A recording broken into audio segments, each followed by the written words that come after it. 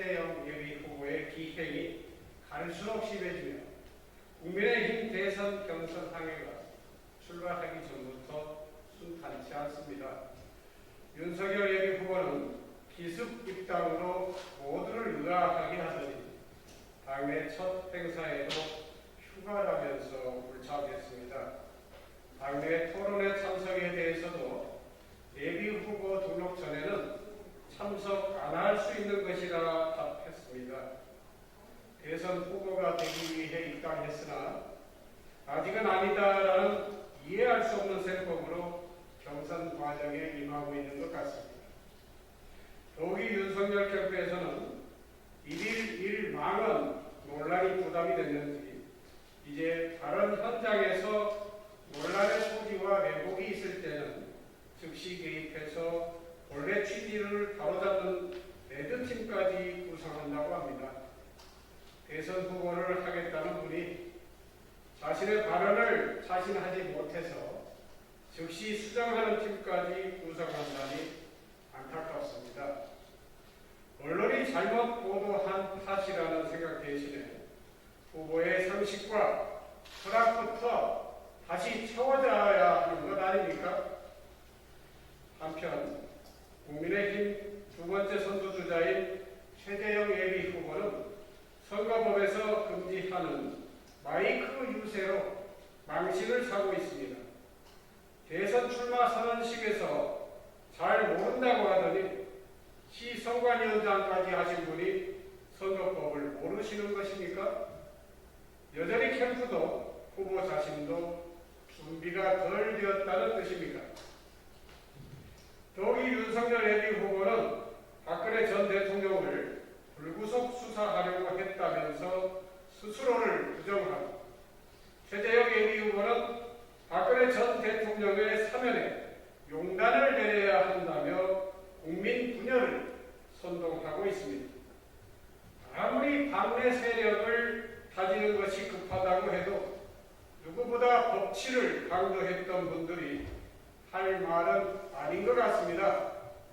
두 분의 법치는 법을 앞세워 정치하겠다는 것인지 되묻고 싶습니다. 불과 2달 전 이준석 대표는 한국 보수의 혁신을 이루겠다며 국민의힘의 당대표가 되었습니다.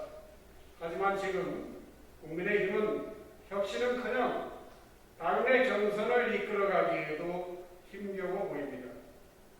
문재인 정부에 대한 반대만을 좌표 두고 대안도 비전도 없는 후보들을 끌어모은 때문 아닙니까?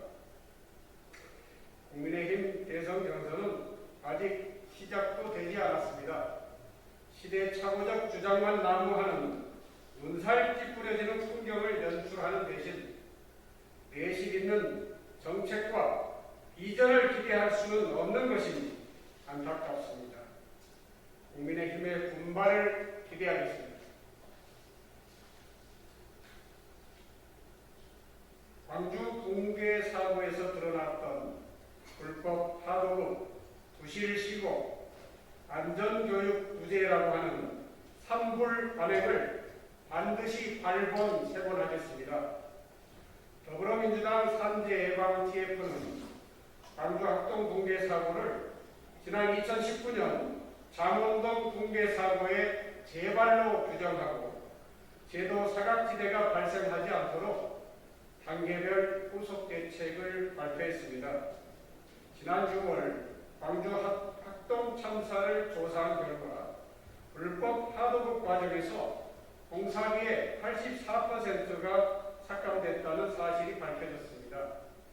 사고의 직접적 원인은 건축물 옆에 과도하게 쌓은 토사가 도로변 쪽으로 쏠렸기 때문이지만 사고 발생의 근본 원인은 법과 제도를 어기고 암암리에 불법 행위를 저질러온 잘못된 관행에 있었습니다.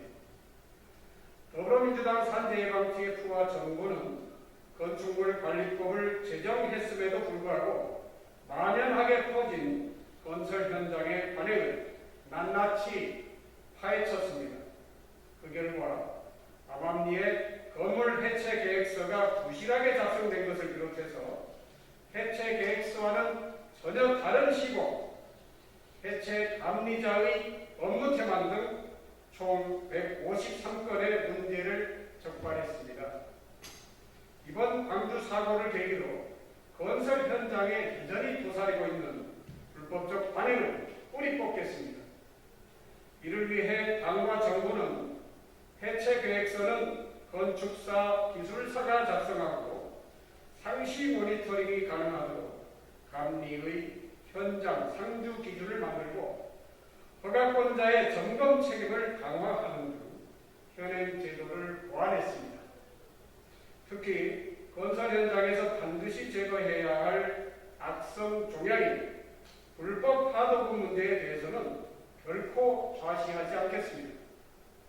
시공사들이 법을 어겨도 서로 눈 감아주는 일이 없도록 강력한 사전 차단 대책을 마련하겠습니다.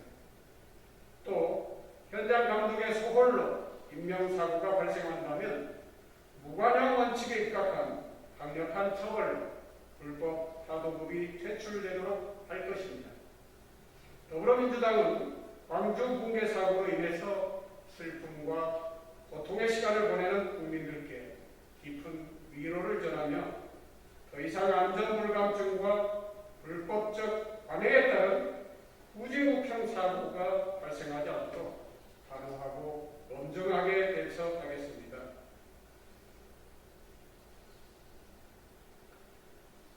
코로나 공급 상황 개선과 국산 1호 백신 개발을 위해 힘을 모아야 할 때입니다.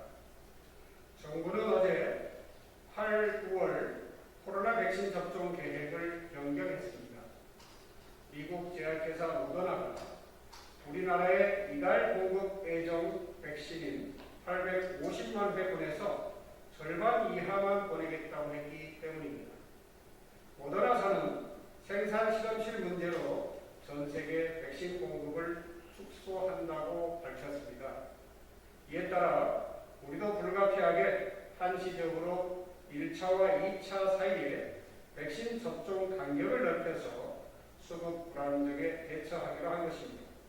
독일과 영국 등 다른 나라도 WHO 공고에 따라 접종 간격을 6주에서 8주까지 조정하고 있습니다. 정부는 모더나사의 유감을 표명하고 공급 방안을 마련하기 위한 공식 대표단을 파견하기로 했습니다. 민주당은 정부와 함께 불확실한 백신 공급 상황을 개선하고 국제적인 백신 협력 마련 방안을 모색하겠습니다.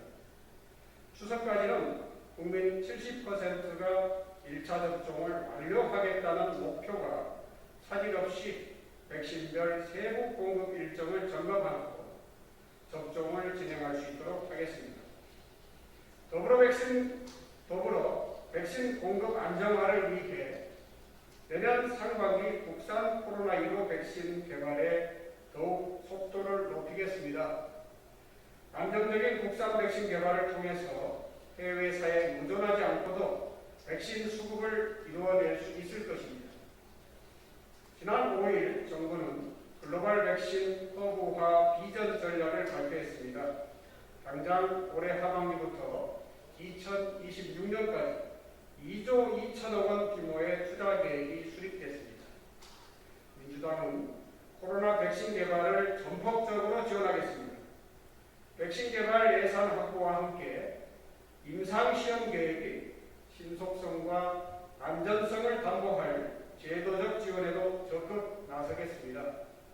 차세대 백신 개발에서부터 상용화, 나아가서 글로벌 K-백신 허브를 구축할 지원 체계를 정부와 구체적으로 살피겠습니다. 다음 코로나 백신 치료제 투기를 중심으로 백신 주권 확보를 위한 모든 노력을 기울이겠습니다. 코로나19 국난 극복에는 여야가 없다는 사실을 다시 한번 강조합니다.